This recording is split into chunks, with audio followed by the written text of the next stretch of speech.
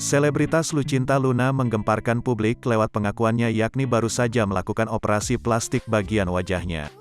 Lucinta Luna mengakui alasan dirinya operasi plastik agar wajahnya bisa mirip seperti Lisa Blackpink.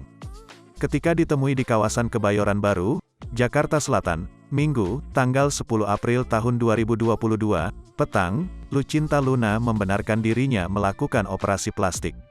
Iya benar sudah dijalani, operasi plastik. Sudah punya kepala baru, kata Lucinta Luna. Luna juga membenarkan alasan dirinya melakukan operasi plastik wajahnya agar bisa mirip seperti Lisa Blackpink. Cuma kayaknya Lisa Blackpink jauh banget ya, ucapnya.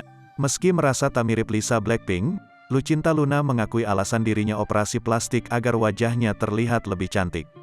Memang pengen seperti orang-orang Korea aja, ujar Lucinta Luna.